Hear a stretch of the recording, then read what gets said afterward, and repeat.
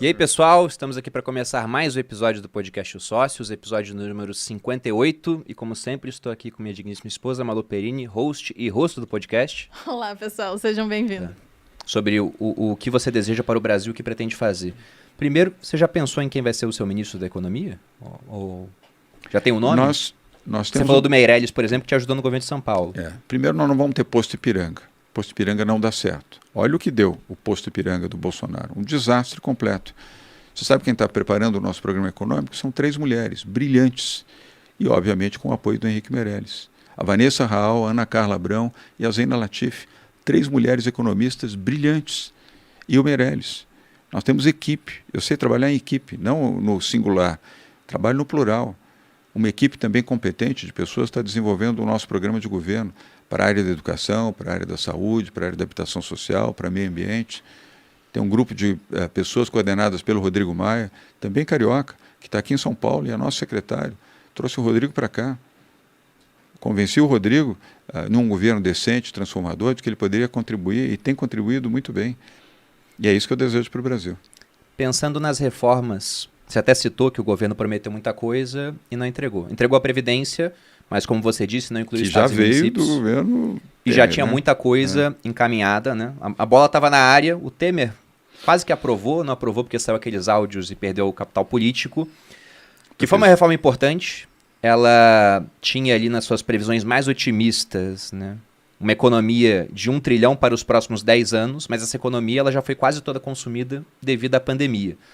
E como o Brasil está invertendo a pirâmide etária hoje, você tem uma população idosa vivendo cada vez mais e casais tendo cada vez menos filhos. Então vai chegar um momento onde teremos que ter outra reforma da Previdência.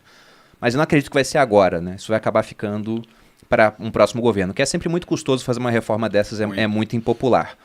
Mas pensando naquelas reformas que o Brasil necessita, por exemplo, uma tributária, uma administrativa... Que aqui nós fizemos, lembra que eu te falei? Qual seria, para o presidente João Dória, a reforma mais importante, aquela que ele focaria no governo dele?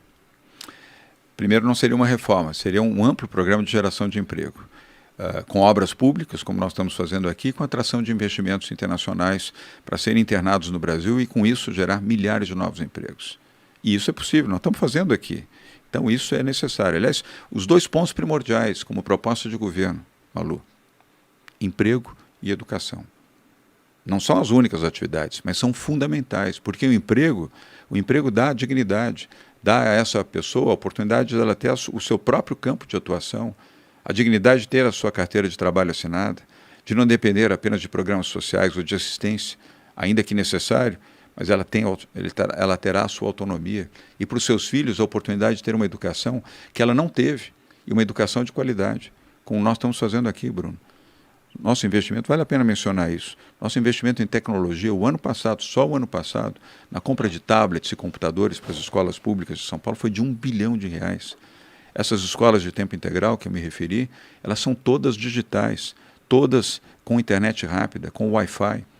Todos os alunos aprendem com tablet, além da alimentação, como eu já mencionei para você.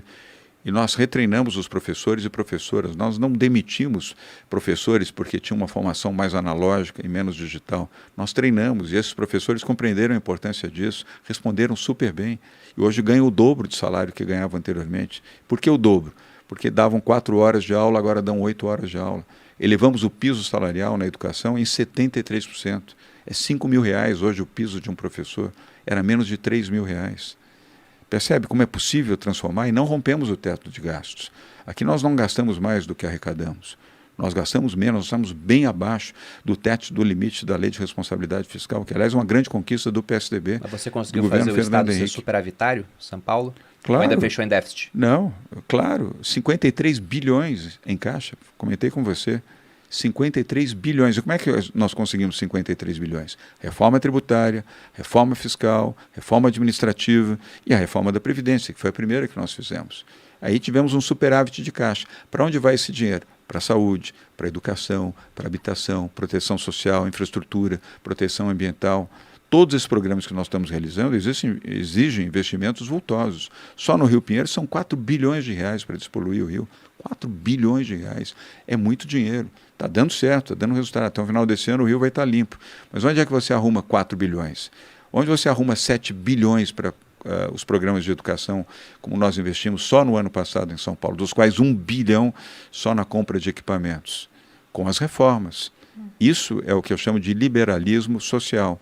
É você fazer o liberal, é ter um governo liberal, um governo... Sabe quantas vezes nós fomos à Bolsa de Valores? 13 vezes. O governo federal foi 3 vezes. Eu não quero ficar fazendo comparações aqui o tempo inteiro, mas nós fomos 13 vezes à Bolsa de Valores para desestatizar, fazer concessões e PPPs.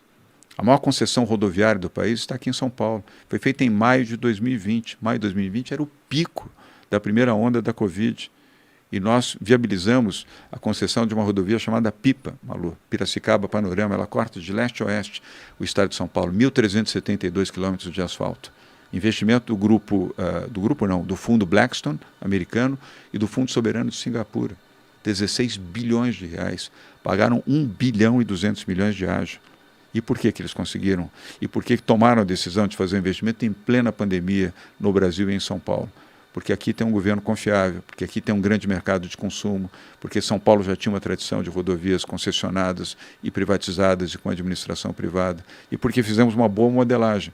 E deu certo, teve disputa, 4 grupos disputaram, um grupo ganhou e pagou 1,2 bilhão que colocamos em caixa para políticas públicas, além dos 16 bilhões do investimento que estão fazendo nessa rodovia. E a primeira rodovia, Malu, carbono free, carbono zero do Brasil, é essa que está sendo feita, denominada PIP, aqui na região noroeste do estado de São Paulo. Então isso e outros leilões, parques públicos, quase todos os parques públicos de São Paulo já estão hoje em mãos privadas. Eu fiz isso na prefeitura. Olha o Ibirapuera. Ibirapuera custava, naquela época, custava 14 milhões de reais por ano para a prefeitura de São Paulo. Hoje não custa nada. E eu não sei se vocês frequentam Ibirapuera, hoje é um parque muito melhor do que era administrado pela prefeitura e a administração privada. Você não paga um centavo para entrar no parque, para usar a estrutura do parque, e o parque está privatizado, funcionando bem, o orgulho de São Paulo. Liberalismo, e um liberalismo consciente e social no âmbito do atendimento das pessoas mais vulneráveis. Dentro desse teu programa de geração de emprego, então, você falou obras públicas, seria através dessa via de concessão ou não? Seria o Estado realmente atuando? Vamos fazer aqui uma estrada do Estado, ou não? Faz uma concessão? Qual é a tua cabeça quanto a isso?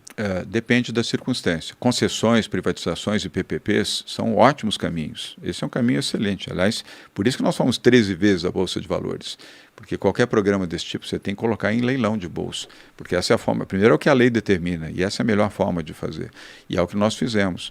E fizemos PPPs na área rodoviária, fizemos PPPs na área de metrô, mas também fazemos obras que são diretas. Rodovias vicinais e rodovias rurais, dificilmente você consegue ter o interesse do setor privado, porque elas não são rentáveis. Você não pode determinar ou exigir que o setor privado tenha prejuízo para fazer aquilo que o público deve fazer. Aí tem que ser um investimento público. Por isso a reforma da Previdência, por isso a reforma administrativa e fiscal, para que essas estradas que são vicinais, e para que os que estão aqui nos acompanhando, o que é uma estrada vicinal? São aquelas estradas menores, mas asfaltadas e sinalizadas para o escoamento da produção agrícola. E é por ela que você faz o escoamento de toda a produção de grãos, a produção de açúcar, a produção de álcool, a produção da proteína animal, de verduras, de frutas. São Paulo, 22% da economia de São Paulo é o agro. Apesar de ser o estado mais industrializado do país, 22% da produção do estado é agrícola. As rodovias vicinais são fundamentais. As rodovias rurais também cumprem o mesmo papel. Algumas até nem sequer são asfaltadas, mas elas cumprem esse papel. São trajetos menores, enquanto as vicinais são trajetos maiores.